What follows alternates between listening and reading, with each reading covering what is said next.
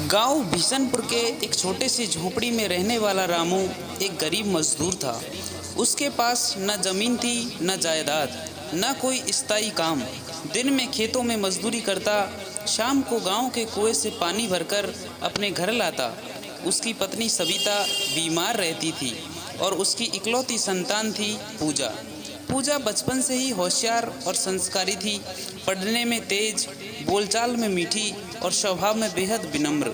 रामू उसे देखता तो सारी थकान भूल जाता। उसकी एक ही तमन्ना थी, मेरी बेटी की शादी अच्छे घर में करूँगा, दहेज के बिना, इज्जत के साथ। लेकिन समय के साथ पूजा बड़ी होती गई और सविता की तबीयत और बिगड़ती गई। इलाज का पैसा नहीं था तो रामू जड़ी बूटियों से काम चलाता रहा। एक दिन सविता की हालत इतनी बिगड़ी कि वह दुनिया छोड़ गई। पूजा ने माँ को खो दिया और रामू ने अपने जीवन की सबसे बड़ी ताकत। सविता के अंतिम संस्कार के दिन रामू ने पूजा के सिर पर हाथ रखकर कहा, बिटिया, तेरी माँ चली गई पर मैं तुझे माँ बाप दोनों बनकर पालूंगा। जब तेरी शादी करूँगा तो ऐसी करूँगा कि सारा गांव देखे मैं तेरे लिए कुछ भी कर सकता हूँ। पूजा की आंखों में आंसू थे, लेकिन उसने पिता को ढांढस बंधाया। बाबा, मुझे कुछ नहीं चाहिए, बस आप हमेशा मेरे साथ रहिए। मैं पढ़ाई करूँगी और अपने पैरों पर खड़ी होऊंगी। रामू को अपने आप पर गर्व हुआ, लेकिन दिल के अंदर एक डर भी था।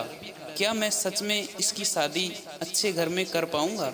वक्त गुजरता गया। पूजा अब 20 साल की हो चुकी थी और गांव के स्कूल में अस्थायी टीचर बन गई थी। महीने में सिर्फ 2000 रुपये मिलते, लेकिन उससे घर का थोड़ा बहुत खर्च चल जाता।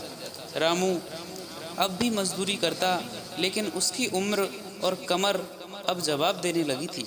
एक दिन गांव के पोस्टमैन ने एक शादी का रिश्ता लेकर रामू के पास दस्तक दी। रामू भैया, बगल वाले गांव के मुखिया के बेटे ने तुम्हारी बेटी को देखा है स्कूल में।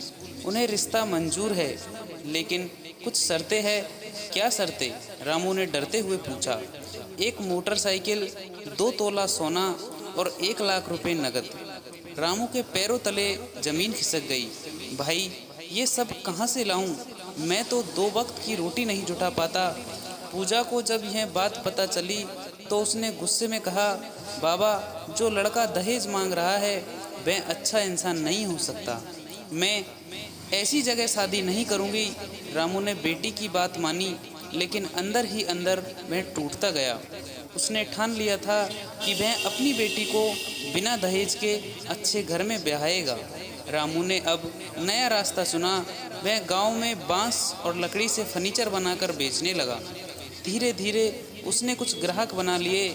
लोगों को उसके बनाए बेंच और टेबल पसंद आने लगे। पूजा भी स्कूल के बाद घर आकर उसकी मदद करती। 3 साल बीत गए। अब पूजा 23 साल की हो चुकी थी और रामू ने थोड़ा थोड़ा करके 75,000 रुपये बचा लिए थे। एक दिन पूजा की स्कूल की एक सहेली राधा अपने भाई सूरज को लेकर आई। सूरज शहर में नौकरी करता था और पूजा की ईमानदारी से प्रभावित हुआ। चाचा जी, मुझे पूजा से शादी करनी है, लेकिन एक शर्त पर। आप हमें कुछ नहीं देंगे, ना दहेज ना गहने, बस आशीर्वाद चाहिए। रामू की आंखें भर आई। बेटा, तू जैसे है वैसा ही भगवान का भेजा हुआ लगता है। मेरी पूजा तुझ जैसी सोच वाले के साथ ही खुश रहेगी। शादी की तारीख तय हुई 5 फरवरी। गांव में हलचल मच गई। सबको रामू की बेटी की शादी में दिलचस्पी थी। वो रामू जो एक वक्त चावल के लिए तरसता था, अब बेटी की शादी कर रहा था। रामू ने खुद ही मंडप बनाया, गांव के कुम्हार से मिट्टी के दिए मंगवाए और गांव की औरतों के साथ मिलकर हल्दी, मेहंदी और संगीत की रस्में निभाई। पूजा की सहेलियों ने मिलकर शादी की सारी तैयारियां संभाल ली। पूजा ने अपनी माँ की पुरानी साड़ी पहनने की जिद की और उसी में वह अप्सरा सी लग रही थी। बाबा, मैं यही पहनूंगी, इसमें माँ की खुशबू है। रामू ने पूजा का हाथ सूरज के हाथ में दिया और भर आई आंखों से कहा, बेटा, मेरी लाडली, अब तेरी जिम्मेदारी है। जैसे मैंने इसे कभी दुख नहीं दिया, तू भी इसे हमेशा खुश रखना। शादी धूमधाम से हुई। गांव के हर घर से कोई ना कोई मदद करने आया। किसी ने खाने का सामान दिया, किसी ने फूल, किसी ने ढोलक बजाई, तो किसी ने घर सजाया।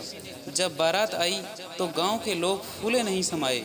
सब कह रहे थे, रामू ने बिना दहेज के बेटी की शादी की, और क्या खूब की, ऐसे पिता को सलाम है।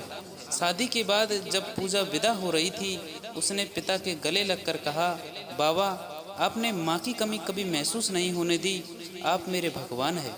रामू ने अपनी बेटी के माथे पर चूम कर कहा, बिटिया, आज मैं सबसे अमीर आदमी हूँ, तेरे जैसा बच्चा हर किसी को मिले। आज पूजा अपने पति के साथ शहर में खुश है, एक स्कूल में पढ़ाती है और समाज में जागरूकता फैलाती है। शादी में दहेज नहीं, प्यार और समझ होनी चाहिए। हर लड़की एक पिता की जिम्मेदारी नहीं, उसकी ताकत है। रामू अब भी गांव में है, लेकिन अब वह सिर्फ मजदूर नहीं, गांव में प्रेरणा का स्रोत बन चुका है। लोग उससे सलाह लेने आते हैं और हर शादी में रामू का उदाहरण दिया जाता है। यह कहानी सिर्फ एक गरीब बाप की नहीं, बल्कि हर उस पिता की है जो अपनी बेटी के लिए जी जान लगा देता है, जिसने गरीबी को भी झुकाकर, समाज के गलत रीति रिवाजों को ठुकराकर अपनी बेटी की शादी बिना दहेज के सम्मान से की। ये कहानी सिखाती है कि अगर इरादा मजबूत हो तो हालात कभी भी रास्ता नहीं रोक सकते। Thank you for watching this video. दोस्तों, आपको यह कहानी अच्छी लगी हो तो प्लीज़ एक लाइक और फॉलो, और अगर यूट्यूब पे देख रहे हो तो सब्सक्राइब करना ना भूले। मिलते हैं किसी ऐसी ही नेक्स्ट वीडियो में, तब तक के लिए बाय बाय। और हाँ दोस्तों, आपको मेरी आवाज़ और ये कहानियाँ अच्छी लगती हो तो प्लीज़ इसके बारे में भी कमेंट में ज़रूर बताया करें, ताकि मैं और कुछ इसमें चेंजेस कर सकूँ। Thank you. मिलते हैं नेक्स्ट वीडियो में, तब तक के लिए बाय बाय।